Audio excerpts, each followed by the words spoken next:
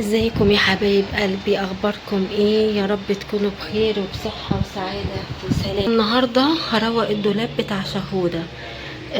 انا بشيل الحاجات الصيفي وبحط الشتوي، يعني زي ما انتوا شايفين، ولسه في كيس هناك اهو برضو ايه. في حاجات شتوي. انا بطلع شوية شوية كده، يعني مش كل حاجة. حتى انا حاجتي قلت بعدين مش دلوقتي، بس عشان شهدي بتصحى بدري وبتروح الدروس وبتروح المدرسة، فالدنيا بردت عليها. المهم طلعت لها انا ده جديد، ده لسه جايبه لها جديد، ده لسه ما لبستوش. طلعت لها بقى شوية حاجات كده. دي الحاجات دي بقى اللي كانت موجودة يعني تيشيرتات تقيلة شوية زي ما انتوا شايفين. لا ده قميص صيفي زي ما انتوا شايفين. تيشيرتات تقيلة شوية، والجاكيت ده برضو تقيل. ويعني نظمت لها كده الحاجة. هو لسه في حاجات تاني عندي في السرير، نظمت لها كده حاجات. وده الانبوكسات بتاعه العيد ميلادها، حطيت لها فيه يعني الاكسسوارات بتاعتها. شوفوا كده، انا حطيت لها الترنجات الخريفي، اللي هو لا شتوي ولا صيفي. وهنا كده لسه بكمل بقى. وهنا برضو تيشيرتات كده نص، لاني في الشتاء برضو ايه، لما يكون الدنيا باردة قوي بتلبسها تحت ايه التيشيرتات، وخاصة وهي رايحة المدرسة. شايفين كده؟ هكمل بقى واوريكم. وكده يا حبايبي خلاص كده خلصت اهو ترتيب كله زي ما انتم شايفين.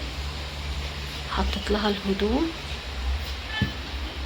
يعني الحمد لله بقدر الامكان. يعني حطيت لها الحاجات المهمه، والحاجات اللي مش مهمه خلاص انا اتخلصت منها. بس لسه في حاجات تانية. بالنسبه برضو لجواكت الخروج لسه في السرير هطلع. ودي كل ايه الحاجات بتاعه البيت تقريبا. مش فاكره، ممكن يكون في لان شهد حاجاتها الشتويه قليله قوي، يعني ما بتحبش الحاجات التقيله. فممكن تكون في حاجات خريفي انا حطاها في السرير في الشنط. هشوفها واطلعها لها. ودي كده خلاص كل حاجتها.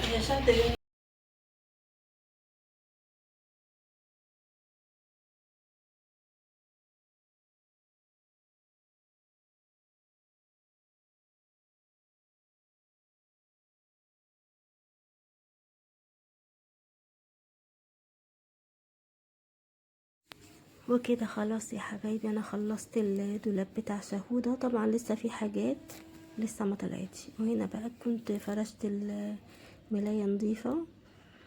لازم انا لما اطلع حاجات صيفي او شتوي، يعني في كل موسم لازم الاوضه انضفها طبعا، والملايه اغيرها زي ما انتوا شايفين كده. هنا بقى كنت بوريكم ان انا لسه هلمع البوفيه ده، وده كمان. ولسه التسريحه عليها تراب كتير قوي زي ما انتوا شايفين. كل ده هيتلمع دلوقتي. اهم حاجه واول حاجه نفضت السرير وغيرت الملايه. هنا خلاص كنت خلصت. وده ابو شهد الله يرحمه، ادعوله بالرحمه. وهنا الكومودينو التاني خلاص نضيف برضو الخاص بشهد. يعني الحمد لله نضفت الأوضة كويس أوي، ولمعتها. كل حاجة فيها كان عليها تراب شديد جدا. وده كمان لمعته بتاع الميك اب.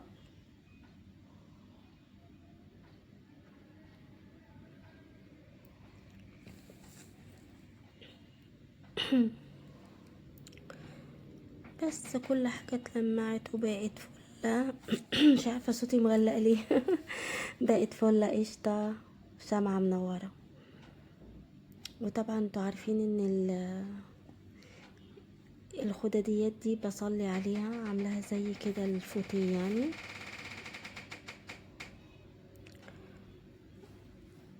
وهنا المكتب بتاع شهودة كله خلص.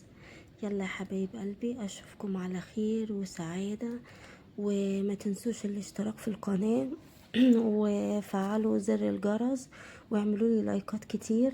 اتمنى منكم انك تتابعوا كل حاجة بنزلها جديدة ليكم. اتمنى منكم ان انتوا تكونوا متفاعلين مع الفيديوهات اللي بنزلها وهنزلها لكم ان شاء الله. واشوفكم على خير وسلام.